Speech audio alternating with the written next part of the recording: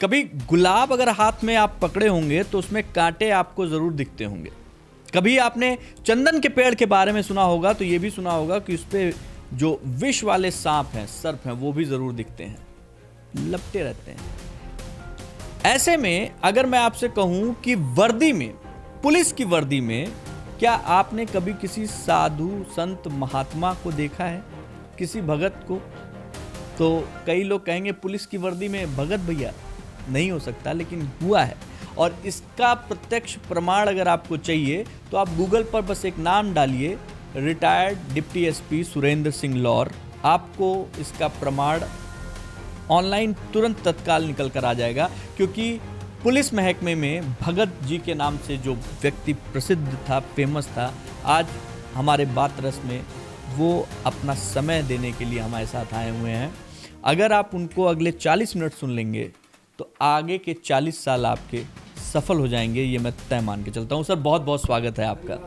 मेरे पास इतना सारा रिसर्च मेरे हाथ में है और मैं चाहूँगा कि आज सब सारी चीज़ों पे आपसे बात की जाए। सबसे पहले तो हम लोग लौर सर आपका बहुत अभिनंदन करते हैं। उम्र के जिस पड़ाव पे आकर लोग ठहर जाते हैं, रुक जाते हैं, अपने आप को वो किसी काम का नहीं समझते हैं, उस पड़ाव पर भी आप ज़बरदस्त तरीके से एक्टिव हैं। क्या राज है इसका? बस ईश्वर की अनुकंपा है, आप लोगों की दुआएं हैं, उसी से चल रहा है। नहीं, आपकी डेली रूटीन भी जो है ज़बरदस्त होगी, क्योंकि नॉर्मली जो है बिना एक अनुशासित रूटीन के इस तरीके से उम्र के कितने साल के हो गए होंगे सर, अगर आप बताना चाहिए? वैसे 83-84 साल का हो गया। 84 साल? लिखत पढ़त में 82 मेरी चल रही है। क्या बात है। 84 साल की उम्र में आप बाकायदा पूरी तरीके से, हम लोग जब नीचे से आ रहे थे हमसे ज़्यादा तेज आप चल रहे थे, हमसे ज़्यादा एक्टिव आप दिखते हैं।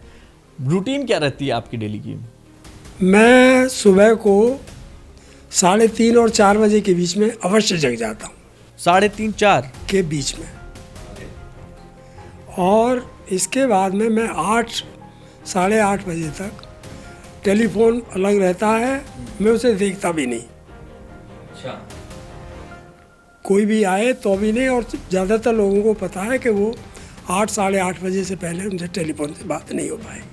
ठीक बात।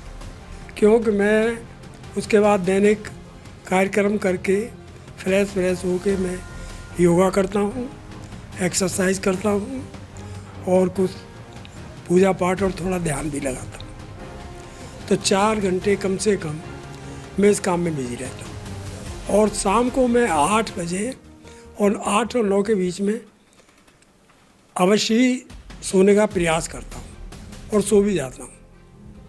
बल्कि रात जो है कुछ लोग आ गए थे तो मुझे 8:30, 9 के करीब बज गए, मैं लेट गया। तो बेटा मेरा दूध गर्म करके लाया और मेरे तख्त के पास में रख गया। कल पापा आपका दूध रखा है। तो मैं सो गया, बात करते करते मैं सो गया। तो मुझे पता भी नहीं लगा, मुझे ध्यान ही नहीं रहा। सुबह को कहने लगा पापा मैंने तो आपको आवाज़ भी लगाई, आपका दूध रहेगा। मैं कोई बात नहीं, सुबह को पी लेंगे। तो अब पी लेंगे मैं नहीं सुबह को। तो ये है कि कोशिश यही करता हूँ। सर आपकी ईमानदारी आपके करियर में, जब आप पुलिस सेवा में थे, 40 साल से ऊपर आपने पुलिस सेवा में दिया, उस समय भी आपकी ईमानदारी, आज भी आपकी बातों में, आपके चरित्र में जो ईमानदारी झलकती है, सब उसके कायल हैं। मेरे पास पूरे लिखित में मतलब लोगों के वो हैं। मैं अगर 1-2 चीज़ें मैं चाहूँगा कि मैं आपको पढ़ के सुनाऊँ, जिससे आपको समझ में आए कि मैं क्या बोलना चाह रहा हूँ, किसके लिए बोलना चाह रहा हूँ। ये यूपी के जो पूर्व पुलिस महानिदेशक विक्रम सिंह जी थे, उन्होंने लिखा है कि सुरेंद्र सिंह लौर जैसे ईमानदार मातहत को अपना गुरु कहने में मुझे फ़क्र होता है और ख़ुद को गौरवान्वित महसूस करता हूँ।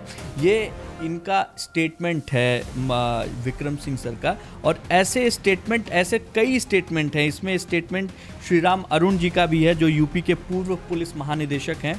उन्होंने लिखा कि सुना था लौर के बारे में, मुलाकात हुई तो लगा कि एक इंसान में पुलिस की चारों खासियतें कैसे मौजूद हो सकती हैं। पुलिस की 4 खासियत सर, वो हमेशा श्री राम अरुण सर बोलते थे कि पुलिस की 4 खासियत होती है। पहली कार्यदक्षता, दूसरा चरित्र और तीसरा ईमानदारी और चौथा परफॉर्मेंस। और इनका कहना है कि ये चारों चीज़ें आप में थी और ये बिरले ही मिलती हैं। ये आपके पास भी बहुत प्रलोभन आते रहे होंगे जब आप वर्दी में रहे होंगे कि ये कर लो, ऐसे कर लो, वैसे कर लो। कभी मन नहीं किया कि थोड़ा और बनाया जाए पैसे? कभी सोचा भी नहीं, क्योंकि मैं वैसे भी संस्कृत का विद्यार्थी रहा, तो उसमें मैं बहुत पढ़ने का मुझे शौक़ है, अब भी मैं पढ़ता रहता हूँ। तो मैंने एक नीति में एक श्लोक पढ़ा था कि यद धाता निधाल पट लिखतम स्तोकम मैत्वाधनम तत्प्राप्नोत मरुस्थले अप निद्रा मेरो ततो नाधिकम तद धीरो व वित्तवस् कृपणम वृत्ति वासकृता कूपोपश परोपी घटो गण्या तुल्यम जलम। शाब्दिक अर्थ इसका ये है कि विधाता ने मनुष्य के भाग्य पलट में जो थोड़ा या अधिक धन लिख दिया है वो मरुस्थल में भी प्राप्त हो जाएगा। उससे अधिक आप स्वर्ण में सुमेरु पर्वत पर चले जाएं तो भी नहीं मिलेगा। इसलिए अन्यायपूर्वक धन क्यों कमाते हो, क्यों पैसे वालों के सामने दीन वृत्ति प्रकट करते हो? घड़े को देखो, वो समुद्र में से और कुएं में से बराबर ही जल ग्रहण करता है।